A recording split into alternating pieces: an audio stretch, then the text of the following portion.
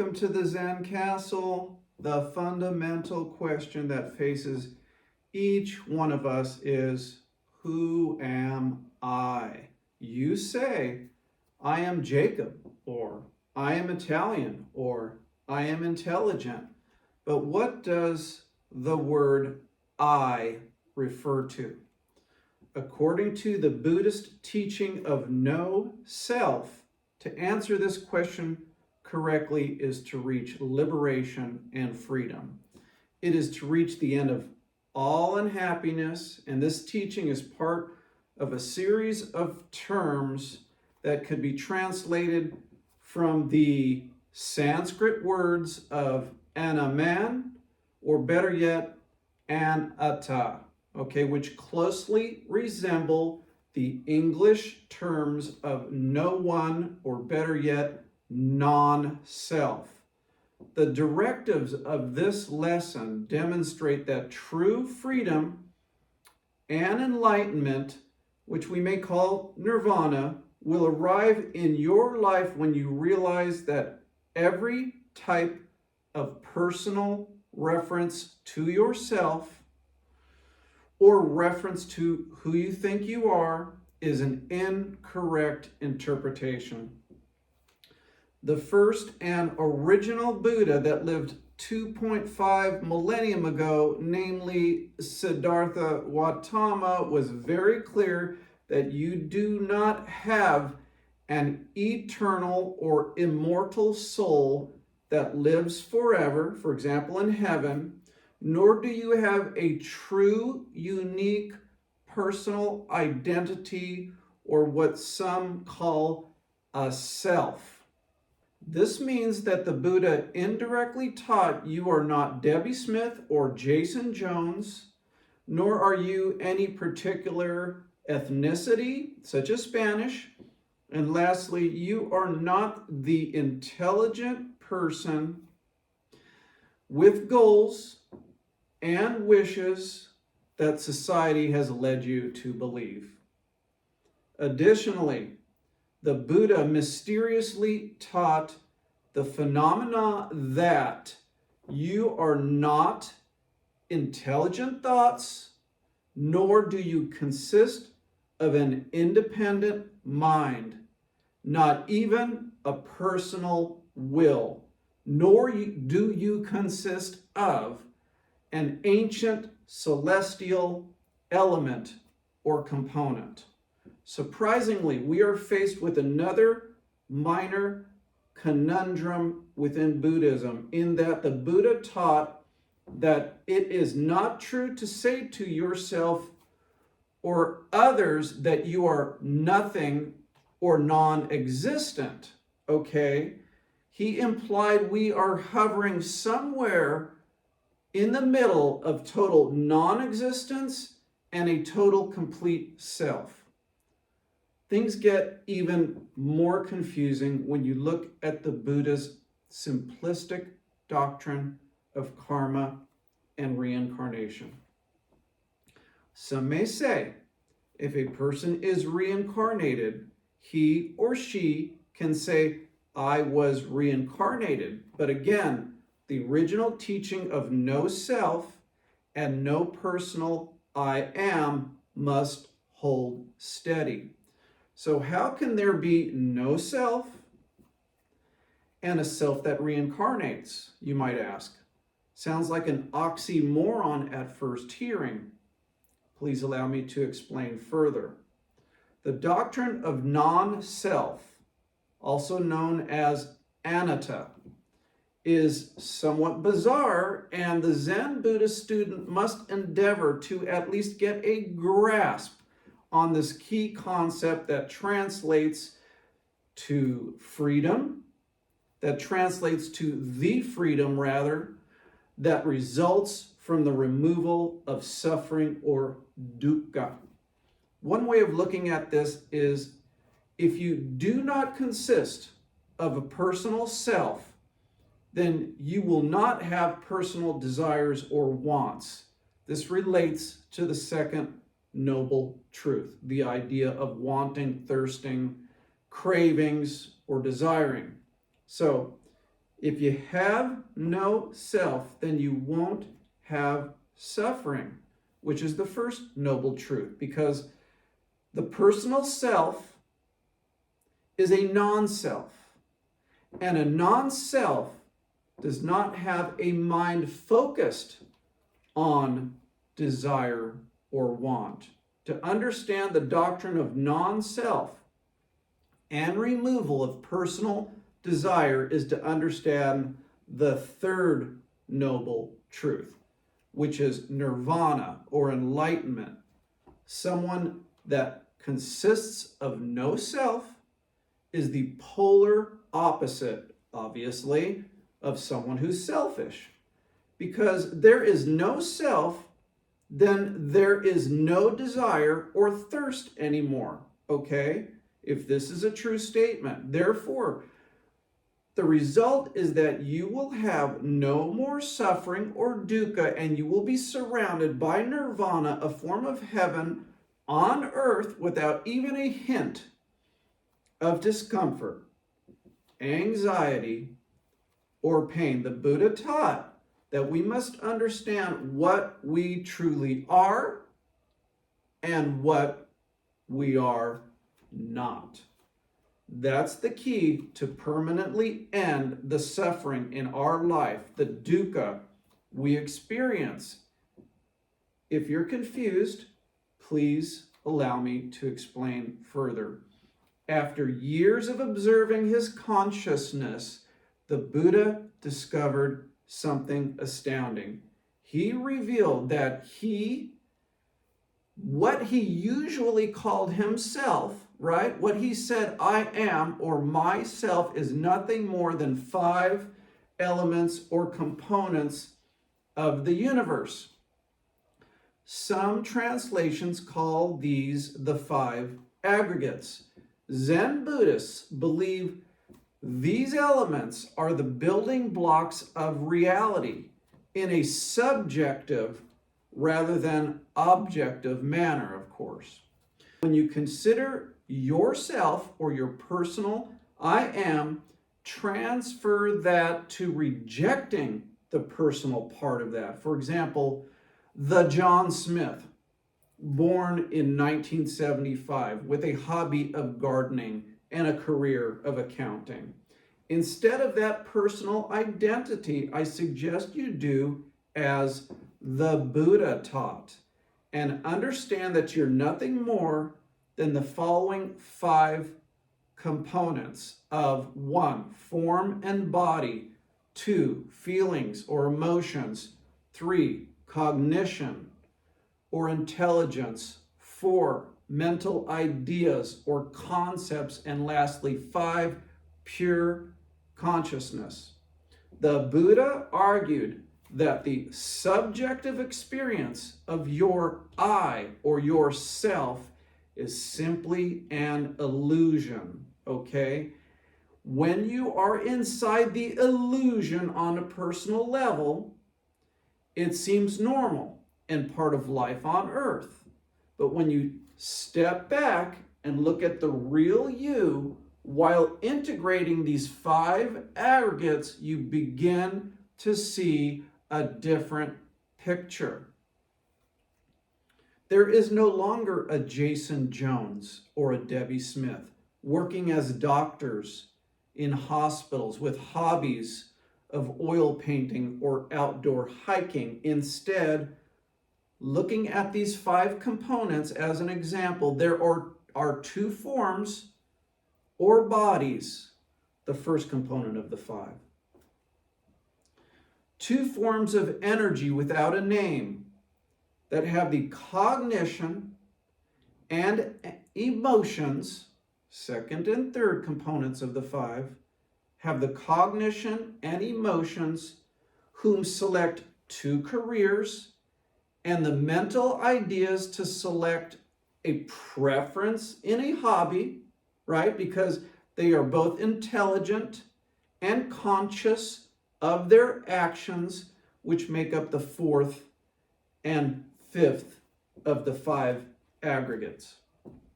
You see, You can therefore make a good argument for the great universal truth of what the first Buddha was attempting to convey to an audience, both ancient and contemporary. If you look at the universe closely, the Buddha claimed, you will see that there is nothing in your understanding that can be a personal self. This is just a very, very elaborate symphony of 5 aggregates, components, or elements. All 5 belong to the universal energy field that connects all things. Some call this dark energy or entangled energy, by the way. At the root level, listen, our molecules of self actually are atomic matter that belongs at a quantum level to the entirety of the universe and the collective consciousness of the global populace. At a rudimentary level, you could rename these 5 elements as 1, physical visual form. Can be shapes or colors, for example. 2, feelings, such as sadness or happiness. 3, intellect. For example, cognitive thoughts, plans, or memories. 4, mental structure or formations. For example, desires, likes, or passions. And lastly, 5, perceptions, which include all of what you are consciously aware of. Surprisingly, on a contrary level, the Buddha had no problem with using the word person or self, but he always used them in a common way. He knew these words were important for most people to orient themselves as human beings. For example, a person's country of origin, in a common way, he would refer to that, can be described as directly relating to an individual person. But that individual is not defined by that global ethnicity or location. Similarly, one might say that generally speaking, people in America speak English. The Buddha wisely used these terms of a person or a self in general ways, is the point here, so as to not confuse his disciples regarding the doctrine of non-self. The Buddha would even take this a step further and say that there is not a Buddha, no master teacher, and there is no student either. We are just different energy streams connected to the 5 elements as we flow through time, he would say. If we change forms to another reincarnated being based on our karma, then we are simply these 5 components that both dissolve in one life, then reform in the next. But the elements always remain an unchanging universal truth. And let me add, the elements do not make up a person or an I am either. They are simply aggregates that could include a human person, but they could also include a horse, a tiger, or even a galaxy of stars. In short, these elements cannot be the self or the I because you cannot control or manipulate them. For example, you cannot make your sick body healthy through positive emotions or mentally wishing to become better. You cannot even choose your next thought. As in all Zen Buddhist teachings, these 5 components follow in exact alignment with the principle of impermanence. Just like you don't have an immortal soul in Zen Buddhism, the 5 elements are neither fixed nor permanent. One might say they are dynamic and ever-changing. The Buddha claimed every model of the self or the I you can imagine would be a mistaken viewpoint, in that your views would always end up being a form of grasping at one or more of these 5 universal components. The good news is that if there is no personal self, then there no longer needs to be any more personal pain or suffering. Regarding the doctrine of impermanence, I'd like to state the obvious for a moment to further drive this point into your consciousness. By that I mean, the opposite of this concept has been subconsciously and incorrectly taught to most children and adolescents.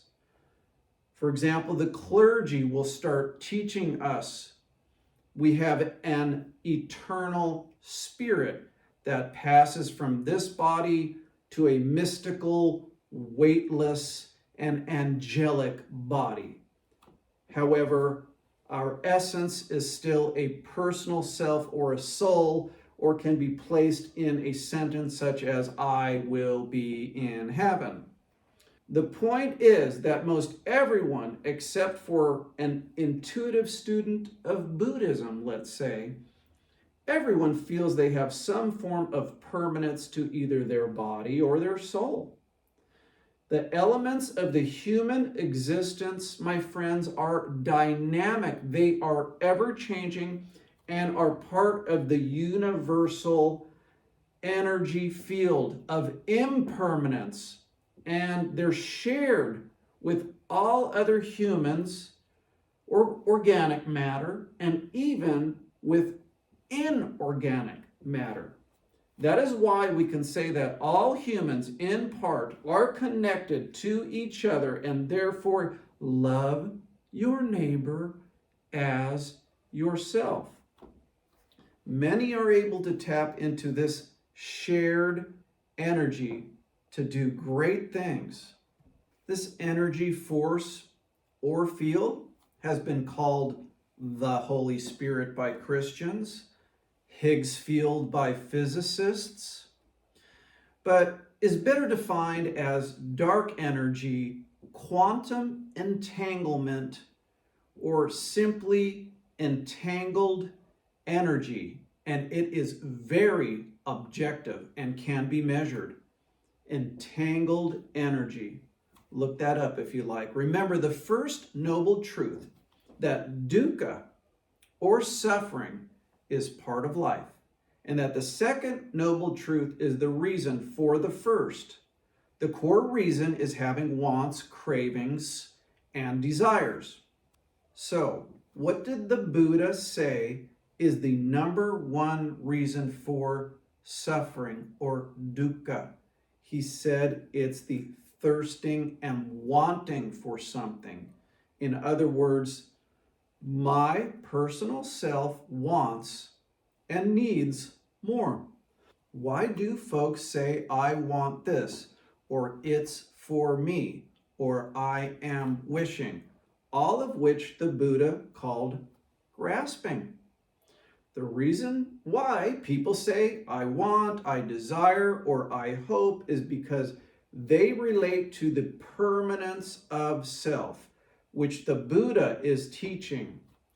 It's foolishness. He says you are a non-self, Anatta, and part of the universal collective consciousness. It is only when you live in that state of mind that you can achieve and arrive at nirvana. The Buddha saw people live their lives in complete ignorance of ultimate reality, the reality of having cravings, then suffering because of it. This is one reason why he taught the principle of detachment from the material world.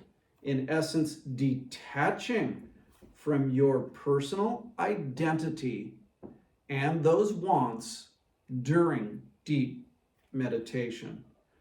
The original Buddha, which lived about 2,500 years ago as Siddhartha Gautama in Nepal, prophetically knew this incessant desiring, wanting, and craving for things was a pathogen carried by almost every person. And it was indeed the reason for sickness inside humanity and illness, the illness of dukkha.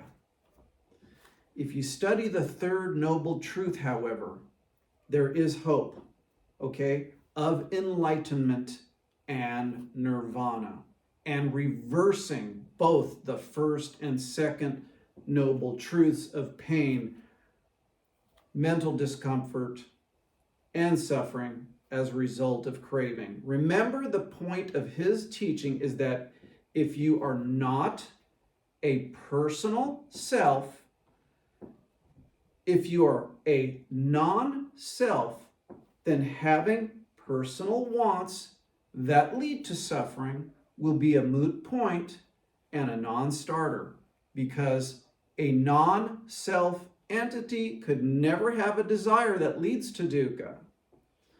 The Buddha Siddhartha knew from personal experience that if we really see reality the way it truly is, then we'd see the personal I or personal self is just an illusion. Almost an illusion with a matrix type program. Our personal I am is just a tricky illusion that is programmed into us by family and institutions. One might call that the matrix. If we can manage to completely extinguish our feeling of I or my, our grasping at a personal self, if we can extinguish these like the Buddha did, then we become enlightened and will see everything as it truly is. We will be extinguished, which translates into English mystically as the following: we will be nirvana'd. The results are a profound contentment with life and a peace that goes beyond all understanding, the Sanskrit word nirvana. Many people mistake the Buddha's meaning, okay? They believe this meaning we're talking about, no self, they believe he was trying to convey that the personal self does not exist at all. The Buddha never said that. In fact, he claimed that to say I do not exist at all is just as misleading as saying I am. The best way to explain this is that although the Buddha fully understood both facets, in that one, humans exist, and at the same time, everyone must too discard the self and adopt the Buddhist teaching of Anatta.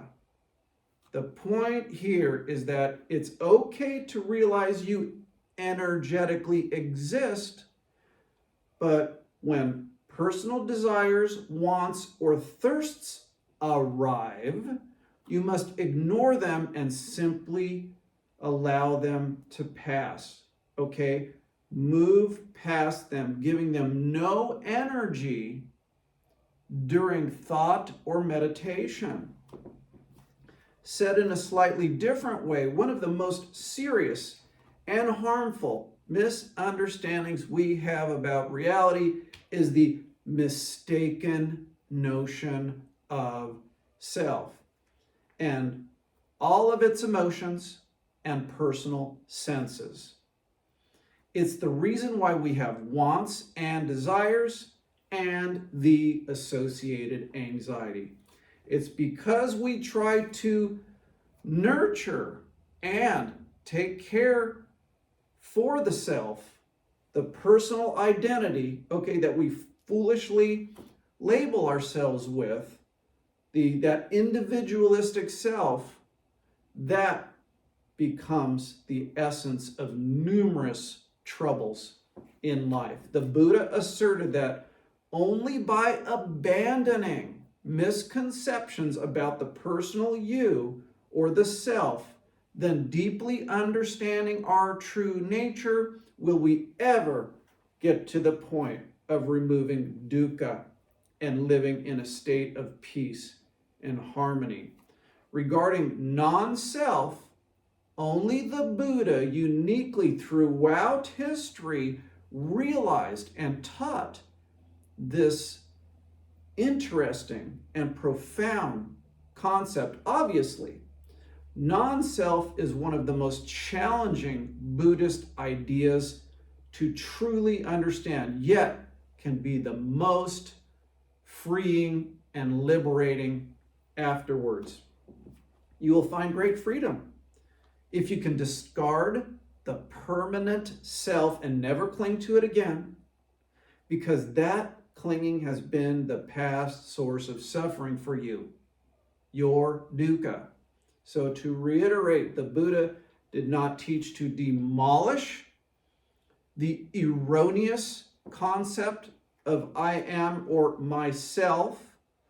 He did not instruct us to destroy the self, but rather to ignore the self. In essence, the great Buddha wants us to simply refute the notion that the 5 elements of the personal self even exist by overlooking them entirely, profoundly recognizing the non-self. The true nature of existing is key to freedom from suffering and the beginning of Nirvana. There is said to be a recording of the Buddha speaking with students. These were monks, and he said something similar to this translation.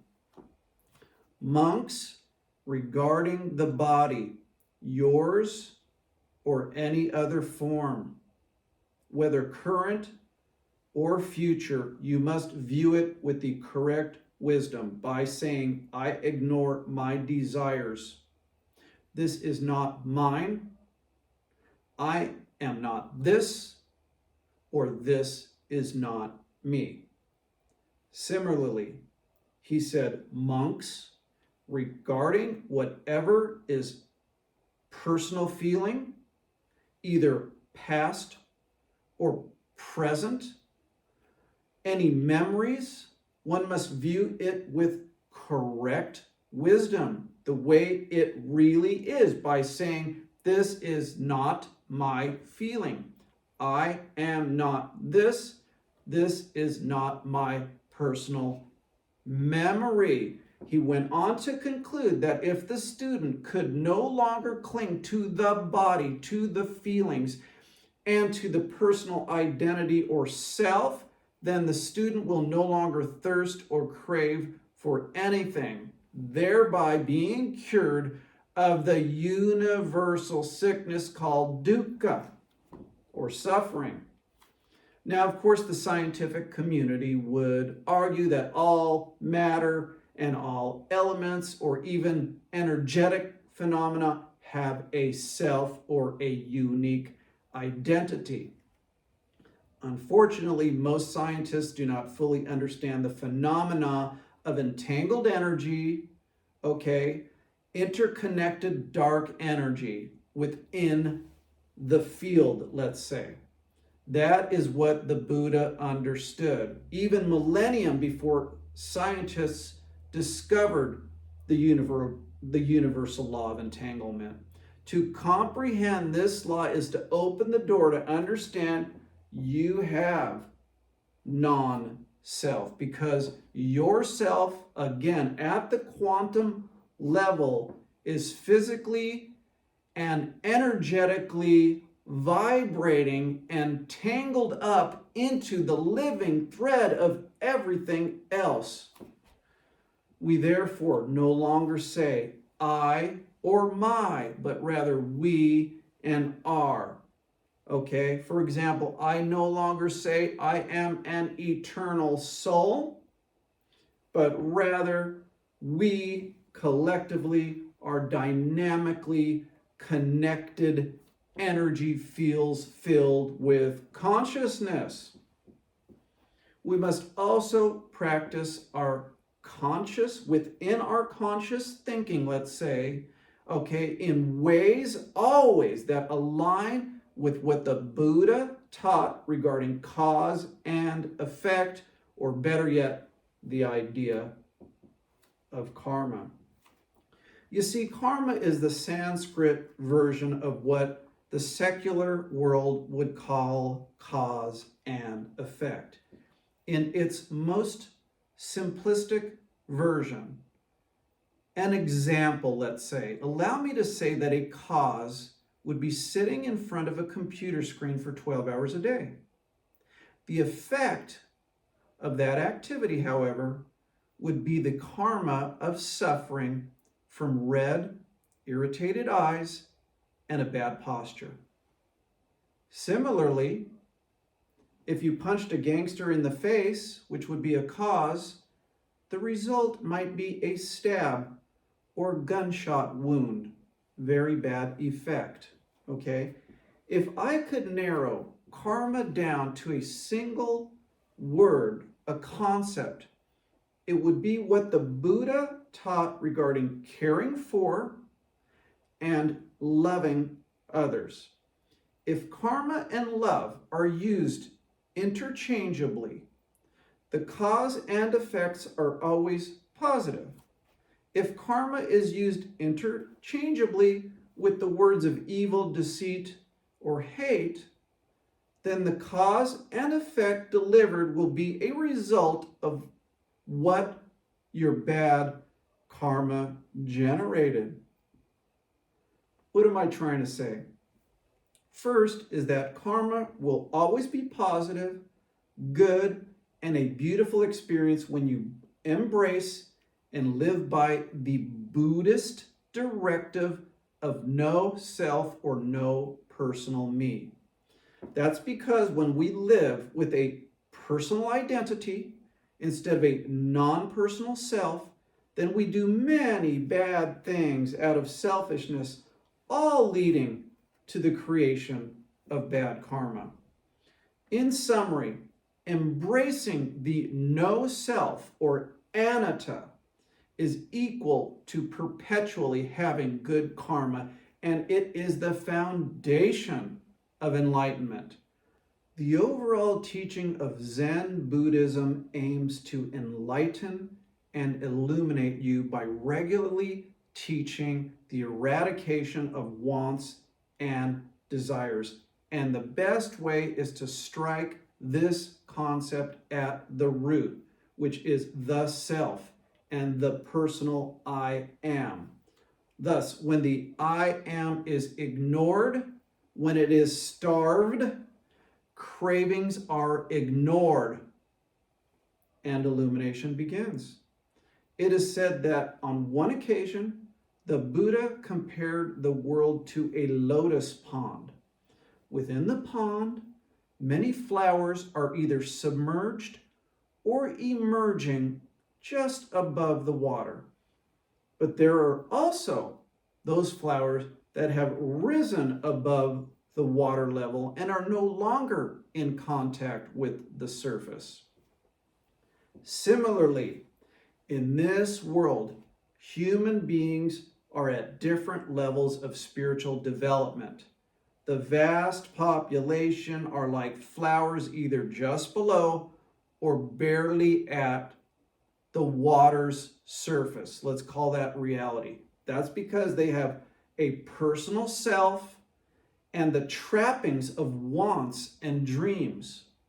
A small portion of the populace, however, and may I be so bold as to say this includes the true student of Zen Buddhism, this tiny segment has realized there is no true self, no need to want anything, and can therefore rise above the surface delusion of humanity and seek the highest level of consciousness, eventually realize nirvana. If you can miraculously achieve this state of being, then obviously it is the end of sleep and the beginning of awakening, the end of desiring or wanting anything, and also an end of caring about personal labels and those labels we have placed on others.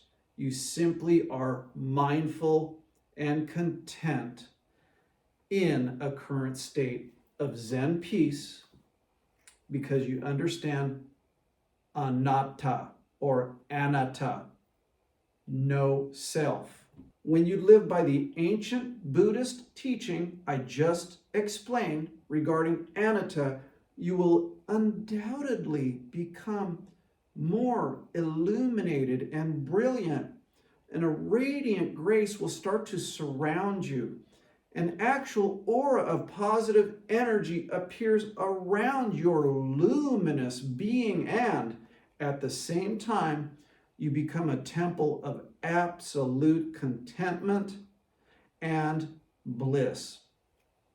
You become someone that figured out the path to nirvana, someone that became like the wise, ancient Buddha, the awakened one, and the enlightened one. Thank you.